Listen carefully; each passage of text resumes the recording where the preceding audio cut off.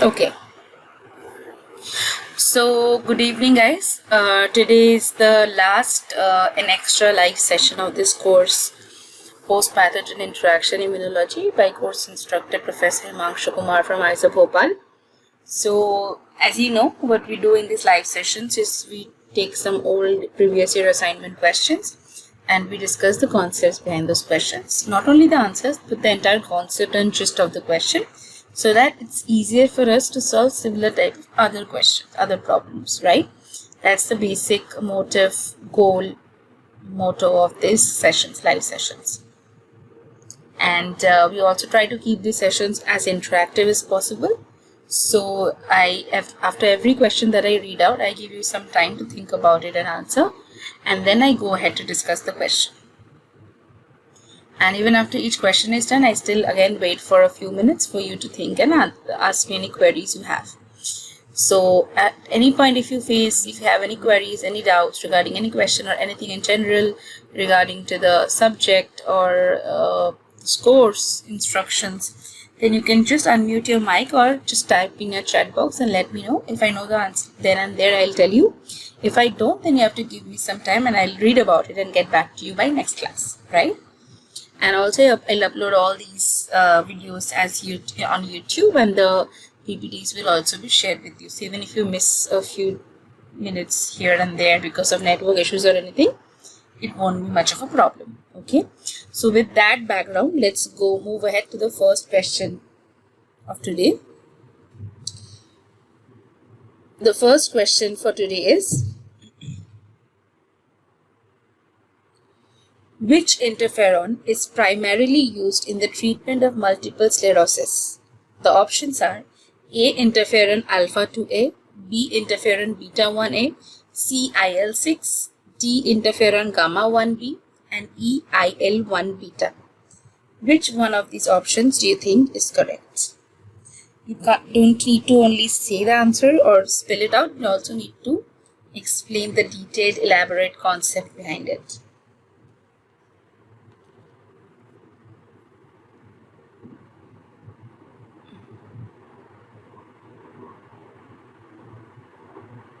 So I'll wait for a few minutes.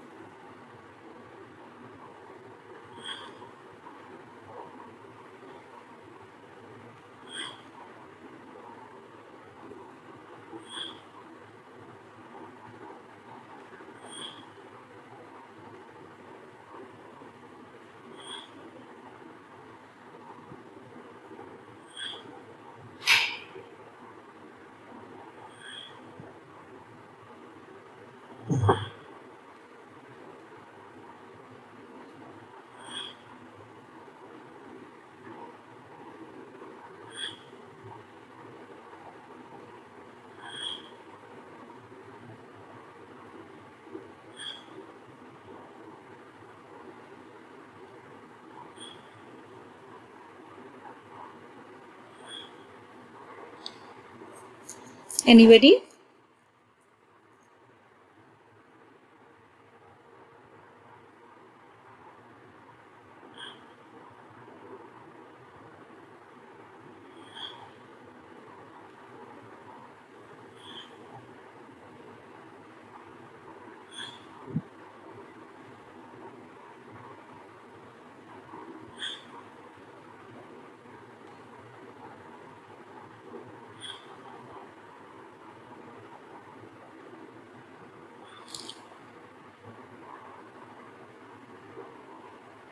Okay. Okay, so first, what is multiple sclerosis? It is an autoimmune disease where the immune system mistakenly attacks a myelin sheath of neurons in the central nervous system. A major pathological feature is immune dysregulation, especially involving T cells and inflammatory cytokines. Okay, so treatment strategies aim to reduce immune activation, limit inflammation.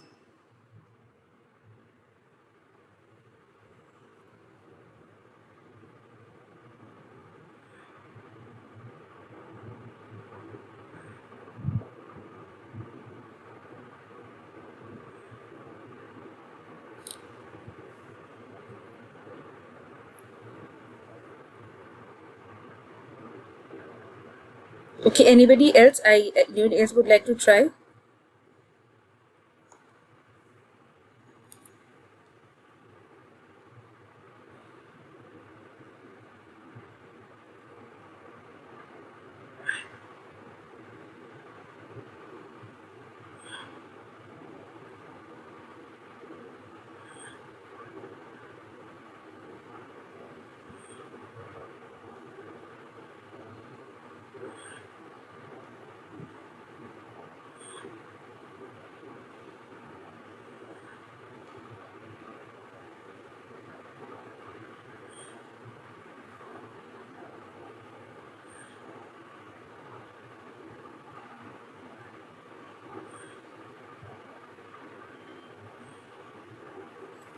Anybody?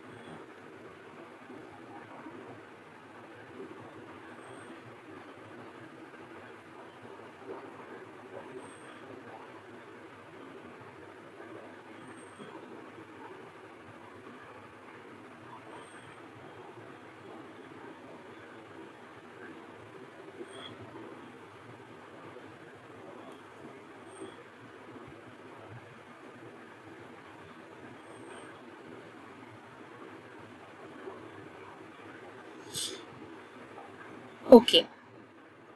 So, multiple sclerosis is an autoimmune disease where the immune system mistakenly attacks the myelin sheath of neurons in the central nervous system. A major pathological feature is immune dysregulation, especially involving T cells and inflammatory cytokines. So, treatment strategies aim to reduce immune activation, limit inflammation, prevent demyelination, and disease progression.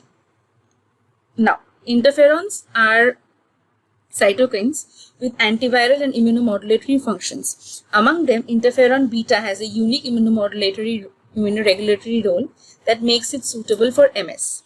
Mechanism of interferon beta in MS is suppresses pro-inflammatory cytokines like IL-1, TNF alpha, enhances anti-inflammatory cytokines like IL-10, reduces T cell activation and proliferation, limits migration of immune cells across blood-brain barrier, promotes a shift from Th1 pro-inflammatory to Th2 anti-inflammatory response. This combination helps reduce relapses and lesion formation in multiple sclerosis. So the correct option is obviously interferon 1 alpha, right? 1A. Interferon beta 1A, not alpha, sorry. Now, mechanisms of interferon beta in MS I already said. Now, why specifically interferon beta 1A? It is recombinant form of human interferon beta. So, it's commonly used as a first-line disease-modifying therapy. It is administered via intramuscular or subcutaneous injection. It's proven to reduce relapse rate, slow disease progression, and decrease MRI lesion burden. Okay, now why the other options are not correct? Because interferon alpha 2A is primarily used for viral infections like hepatitis B or C and some cancers, and can actually worsen autoimmune conditions. Option C, IL-6 is also not correct because it's a pro-inflammatory cytokine, not really used therapeutically in MS. In fact, IL-6 blockers are used in other autoimmune diseases. Next option is D, interferon gamma 1B. It's pro-inflammatory, enhances macrophage activation, and it's shown to exacerbate MS, not treat it.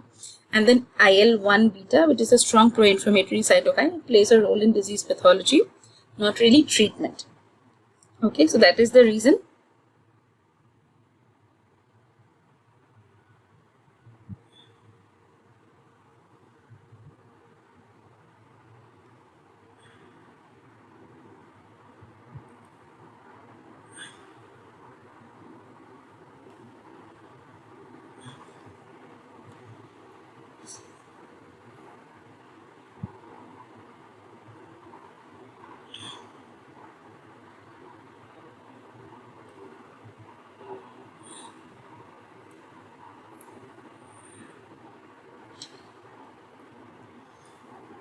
Okay. Now, if I talk about multiple sclerosis, it's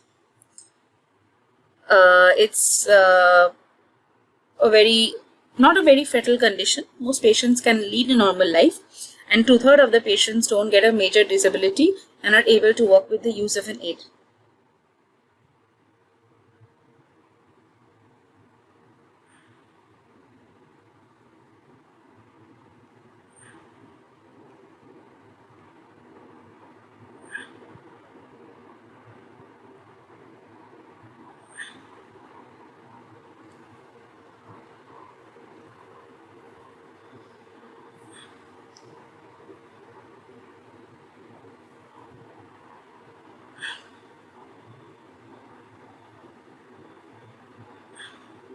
Okay, give me a moment. There is some issue with the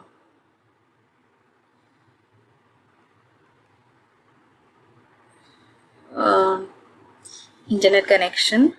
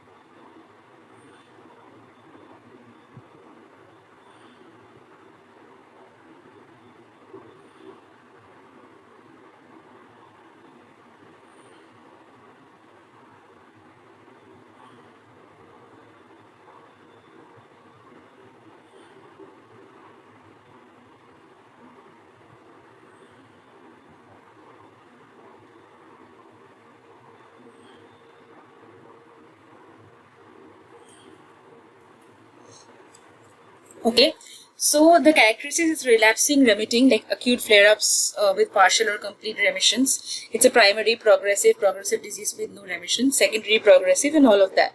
So disease-modifying drugs should decrease relapse rate in this by up to 1/3.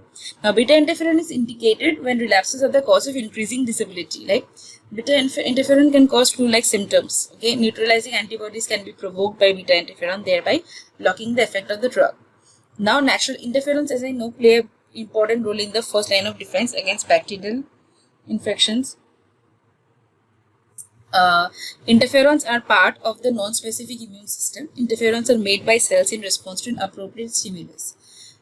Now, alpha, beta, and gamma, we know alpha is leukocyte interferon produced by virus-infected leukocytes. Beta is fibroblast interferon produced by virus-infected fibroblasts or epithelial cells. Gamma is immune interferon produced by certain activated T cells or NK cells. And how does it prevent viral replication? So, interferon's response to acute viral infection. Effects of interferon treatment. So, IFN alpha and beta, induction of inhibitory protein synthesis. IFN gamma is including class 2 MHC molecules of APC, including ability of macrophages to resist viral influx and kill other cells if infected. All interferons, including class 1 MHC molecules, including activity of NK cells.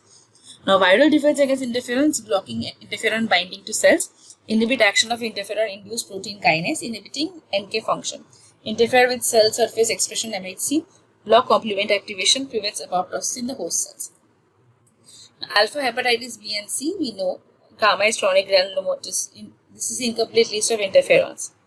Okay, we'll not go into HCV infection or too much into these.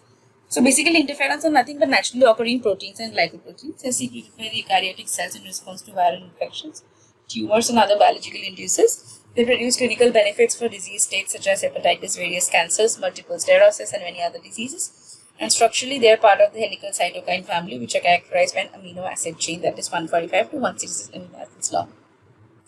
Now, interferons are small proteins released by macrophages, lymphocytes, and tissue cells infected with the virus. Now, when a tissue cell is infected by a virus, it releases interferon. Interferon will diffuse to the surrounding cells. When it binds to receptors on the surface of those adjacent cells, they begin the production of a protein that prevents the synthesis of viral protein. So, this prevents the spread of the virus throughout the body.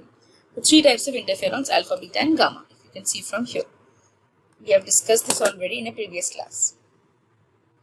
Type 1 alpha and beta alpha interferons are produced by leukocytes. Beta interferons are produced by fibroblasts. Both bind to the interferon cell receptors type 1 and both encoded in chromosome 9. They have different binding affinities but similar biological effects. So viral infection is the stimulus for alpha and beta expression. It's used to mobilize our first line of defense against invading organisms, so largest group, and is secreted by almost all cell types. Now, the exact mechanism of type 1 interferons are not fully understood, but this is the idea. Basically, alpha and beta bind to the heterodimeric receptor on cell surface. Alpha receptor is made up of at least two polypeptide chains, IFN alpha R1 and IFN R2. IFN R1 is involved in signal transduction. It is R2 is a ligand binding chain that also plays a role in signal transduction. Ligation induces oligomerization and initiation of the signal transduction pathway. So this results in a phosphorylation of signal transductors and activators of transcription proteins, which translocate to the nucleolus as a trimeric complex ISGF3. ISGF3 activates transcription of interferon-stimulated genes with many biological effects. Okay, type 2 interferon.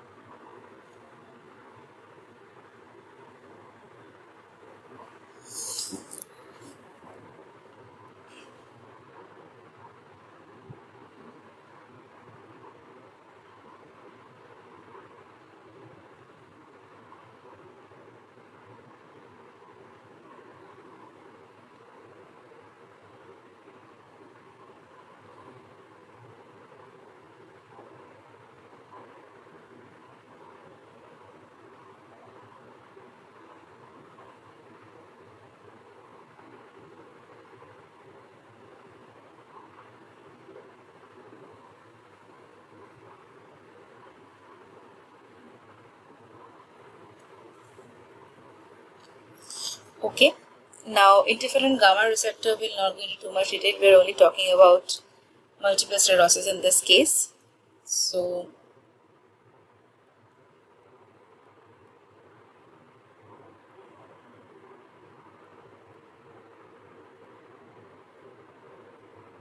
symptoms are so treatments can be acute exacerbation, as I said, steroids, long-term immunomodulation, interferons, symptomatic relief, and management of treatment side effects. So, stage of disease and amount of recent disease activity. These are the factors that can influence treatment decisions. Magnetic resonance imaging, lesion burden, safety and tolerability profiles of immunomodulatory agents, patient preferences, expectations, capabilities, and lifestyle issues, right? Now, adherence to therapeutic regimens is a considerable barrier to healthcare regimens, and adherence is opposed to compliance is incongruent to nurse-patient relationship, okay? So these are some of the barriers to adherence in MS. So you need to maintain a balance between side effects and efficacy, risk to benefit ratio, and factor in individual patient circumstances in the equation. Okay, so these are fine. This is general action of interferons. Interferons, alpha and beta, induction of inhibitory protein synthesis. That's fine. And we can talk about 2A.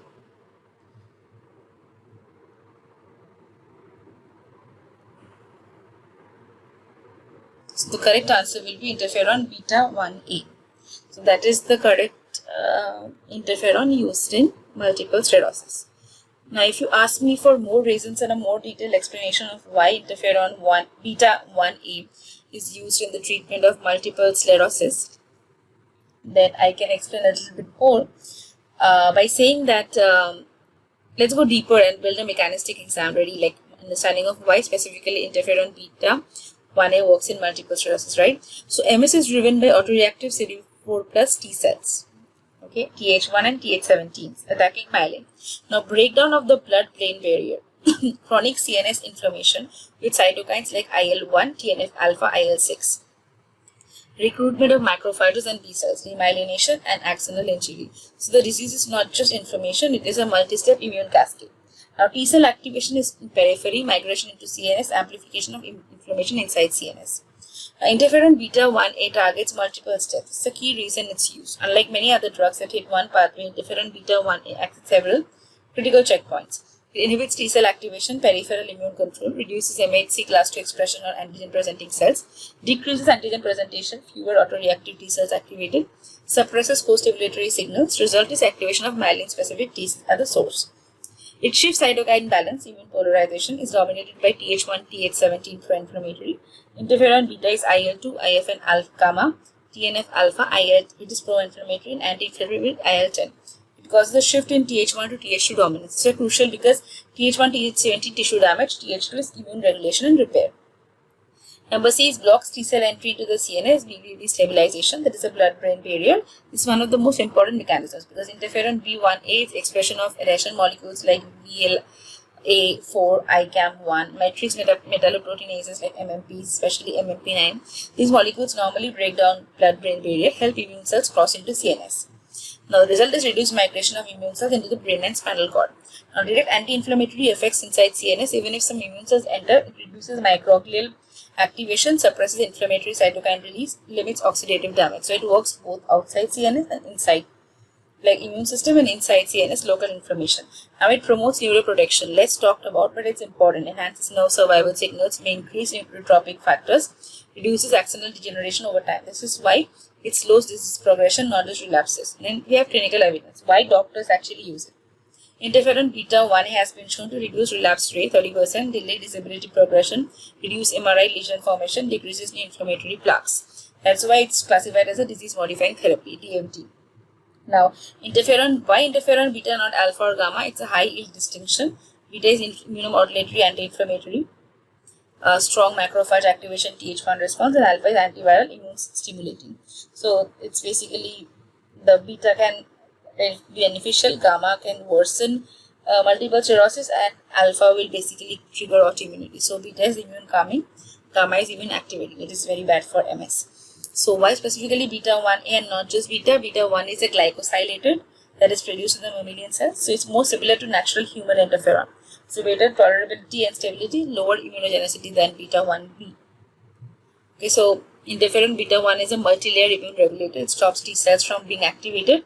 It blocks their entry into central nervous system. It reprograms cytokine balance. It reduces inflammation inside CNS, central nervous system, and it protects neurons over time. So that's why interferon beta 1 is the correct answer. So that brings us to the end of this question. If you have any doubts regarding this question, you can ask. I'll wait for a few minutes.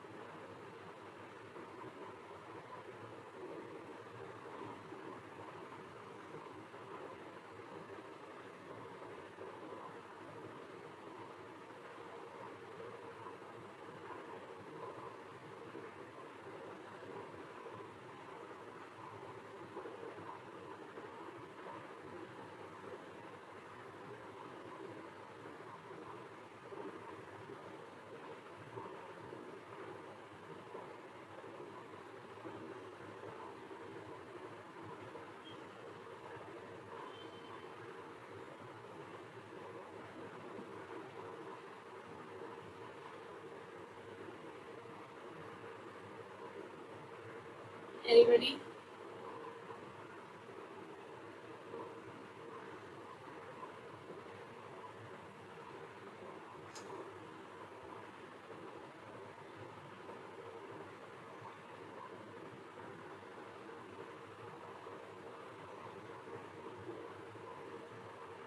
If you have any doubts in this question, you can ask and then move on to the next question for today.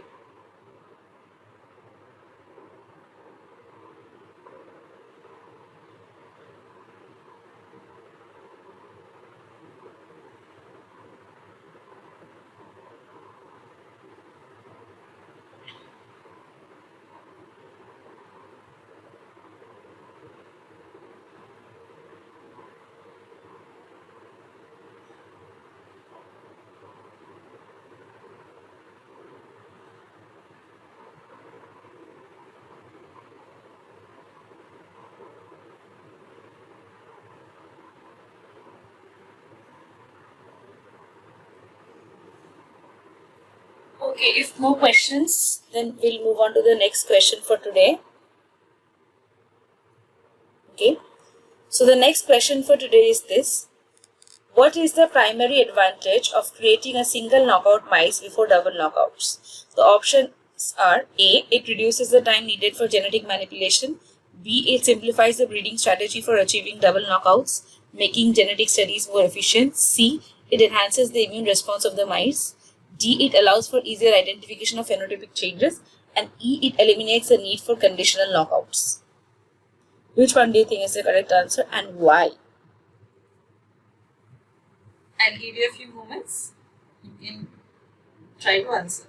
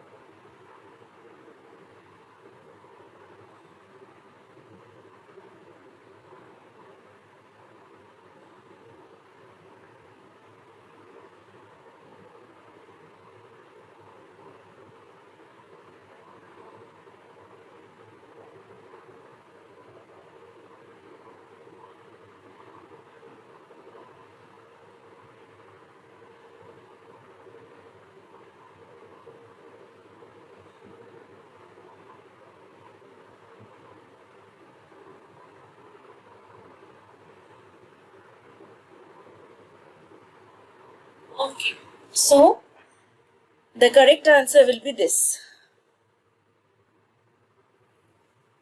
Okay, so what exactly happens and why is this the correct answer? Okay, so the correct answer is obviously B. It simplifies the strategy. It simplifies the strategy, breeding strategy for achieving double knockouts, making genetic studies more efficient. Why B is correct? Because creating single knockout mice first is a foundational step in genetics, because each single knockout line, gene A and B, is established and validated independently. So these mice can then be crossed, that is bred together, to generate double knockout offspring. This stepwise approach ensures each gene's deletion is confirmed and makes breeding predictable using Mendelian laws and ratios. Now it avoids complications of trying to disrupt two genes simultaneously. So overall it streamlines the breeding pipeline, which is exactly what option B states. Why the other options are incorrect? Because A, it reduces time. Actually making single knockouts first can take more time initially, not less. C, enhances immune response. Not generally true, depends on the genes involved. D, easier phenotype identification. While helpful, this is not the primary advantage. E, eliminates need for conditional knockout. Completely incorrect, because conditional knockouts serve a different purpose altogether, that is spatiotemporal control. Okay.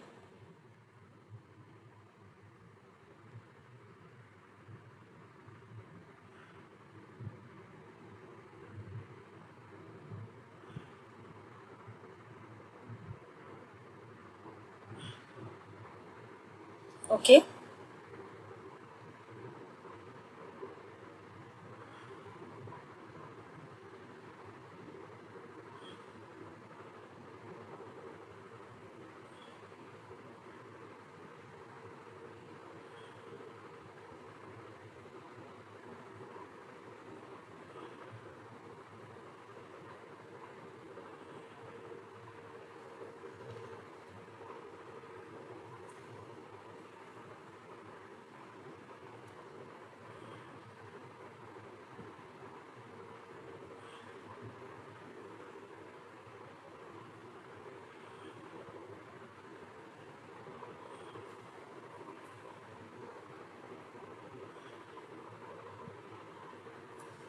Okay, give me some time.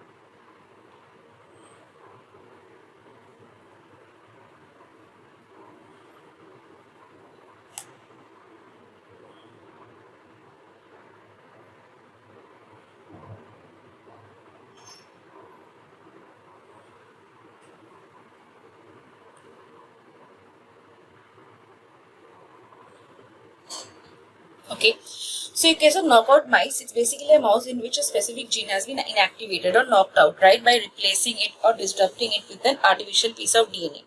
Now, the loss of gene activity often causes changes in a mouse's phenotype, and this provides valuable information on the function of the gene. Okay, sorry for this. So, the Nobel Prize in Physiology or Medicine was given to these people, Mario R. Capecci,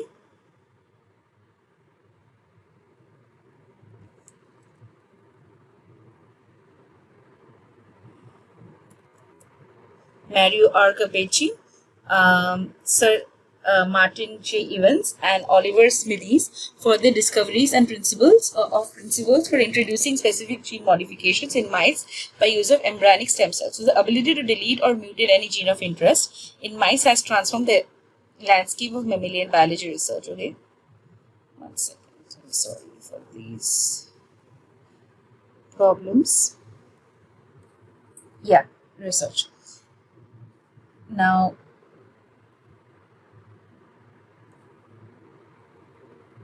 so Martin Evans did the cultivation of embryonic stem cells, gene targeting was Oliver Smithies, and gene knockout was Mario Capecci. Now these are the papers, okay, that you can follow to get more in knowledge about their work. Again, now the importance of knockout mice in biology and medicine. Knocking out the ability of a gene provides valuable information about the functions of that gene. Since many genes are common between humans and mice, knockout mice gives researchers information about the function of that gene in humans. Knockout mice have been useful in studying and modeling different kinds of cancer, obesity, heart disease, diabetes, arthritis, anxiety, aging, and Parkinson's disease. Knockout mice also offer a biological context in which drugs and other therapies can be developed and tested. Now, a transgenic mouse typically expresses one or more copies of a gene, cDNA, that is integrated into its genome in a random fashion. A knockout mouse is a mouse in which both alleles of a gene are deleted in rapid fashion by homologous recombination. Now, while traditional transgenic mice are generated to express a protein, much information can be learned from the elimination of a gene or the deletion of a functional domain of the protein. Now, the creation of transgenic mice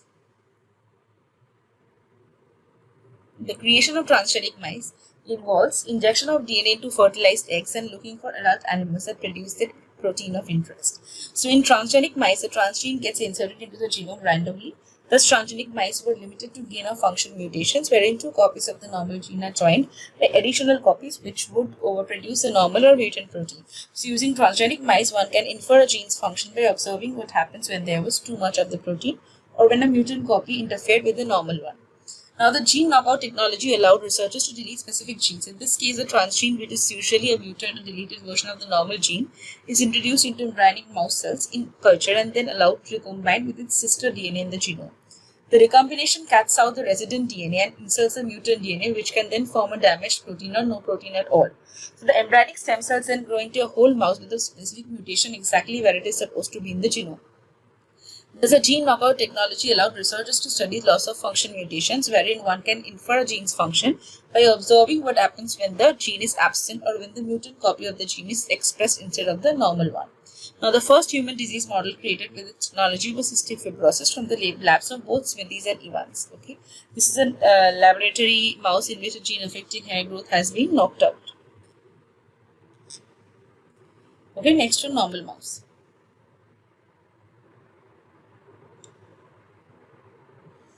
Next to a normal mouse. So here we can see a novel knockout mouse that is a model of obesity compared with a normal mouse. Okay, so these basically this paper, you can go through this paper. So for example, if you talk about knocking out the p53 gene, it was well known that p53, which is a tumor suppressor gene, is deleted or mutated in half of the human cancers. It was therefore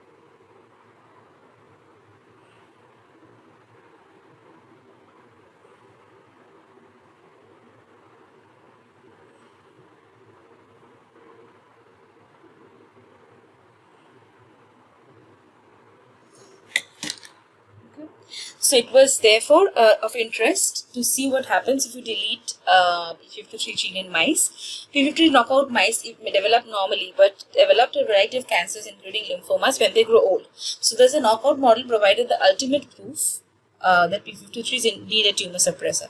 So one important result the gene knockout models revealed is that cells need more than one mutant gene to become cancerous. When you knock out p53, it takes many months for cancer to arise. Thus, the cells need more genetic alterations than just one. Now, similarly, mice engineering,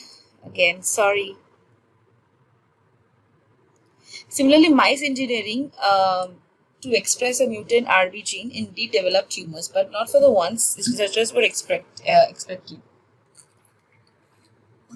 Instead of eye tumors, the animals suffered from pituitary and thyroid gland cancers. So it is later found that the second gene protected the eye cells from cancer, and both mutations were required for the tumors to form.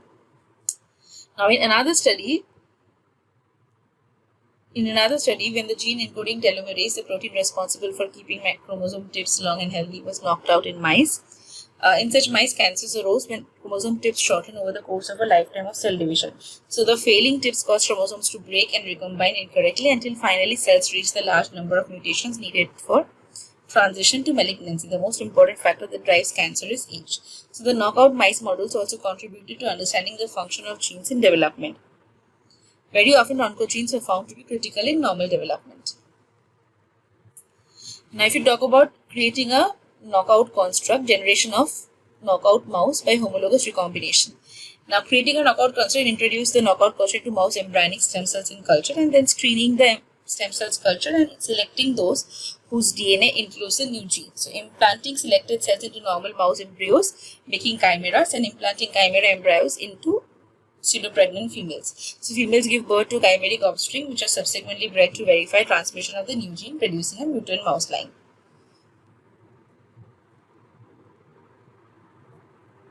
Okay, we will not go into too much detail. We have talked about this in the last class. We have talked about conditional knockouts.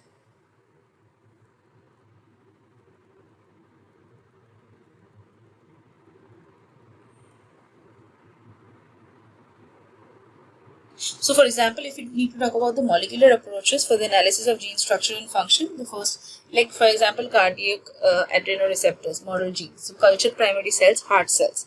Heterologous cultured cells, model system to study gene function. Then detection of express proteins, anti-sera to native protein or epitope tagging. Then detection of protein-protein interactions, immunoprecipitation, bred and yeast to hybrid.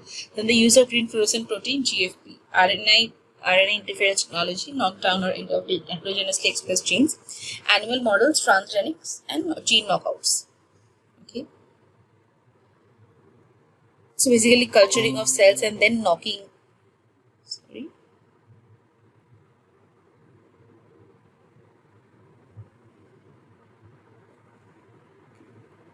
Culturing of cells and then knocking. So first you prepare.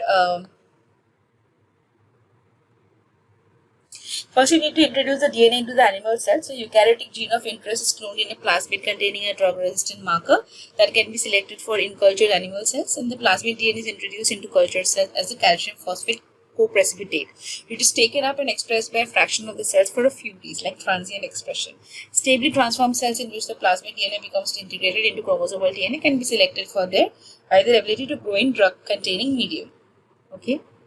Then fusion proteins are often designed as immunogens for raising antibodies. In this example, the plasmid vector has an origin of replication and an amplicin resistance gene for growth in E. coli. So the multiple cloning site is located immediately adjacent to the LAGC gene, which can encode beta-galactosidase with transcription occurring from LAGC promoter in the direction shown by the arrow over here. So a cDNA sequence from a gene of interest is cloned in a suitable orientation into the MCS, and expression from the LAGC promoter will result in a beta-galactosidase X fusion protein. This can be used as an immunogen to raise antibodies to protein X. A popular alternative is to use GST fusion proteins where glutathione 5 transferase is coupled to the protein of interest, and the fusion protein can be purified easily by affinity chromatography using glutathione agarose columns. Then preparation of monoclonal antibodies. Hybridoma cells are formed by fusion of antibody producing cells and myeloma cells. So the hybrid cells are allowed to proliferate by growing them in selective medium. They are then streamed to determine which one produce antibodies of the desired specificity. Then Western blotting. Proteins are separated according to size by STS polyacrylamide chain electrophoresis and transformed into a filter. The filter is incubated with an antibody detected against a protein of interest, and the antibody bound to the filter can then be detected by reaction with various antigens, reagents such as radioactive probe that binds to the antibody. Okay. So we'll not go into too much detail. Coming back to the so a normal gene can be altered in several ways in genetically engineered organism. The normal gene can be completely replaced by a mutant copy of the gene, a process called gene replacement. This provides information on the activity of the mutant gene without interference from the normal gene, and this effects of small and subtle mutations can be determined. The normal gene can be inactivated completely, for example, by making a large deletion in it. The gene is said to have suffered a knockout, and a mutant gene can simply be added to the genome. In some organisms, this is the easiest type of genetic engineering to perform. This approach can provide useful information when the introduced mutant gene overrides the function of the normal gene. Okay. So we'll not go into too much detail, but I'll upload the slides for your convenience. So coming to the question that we started with today. What is the primary advantage of creating a single knockout mice before double knockout? So answer will be option B. It simplifies the breeding strategy for achieving double knockouts, making genetic studies more efficient. Any questions?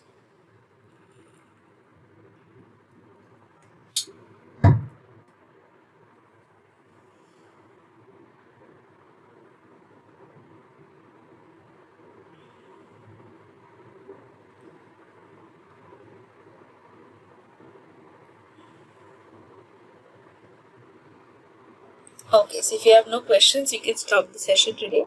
I'll upload the slides on YouTube and also the video, upload the videos on YouTube for the slide sessions, and the slides will also be uploaded. Thank you.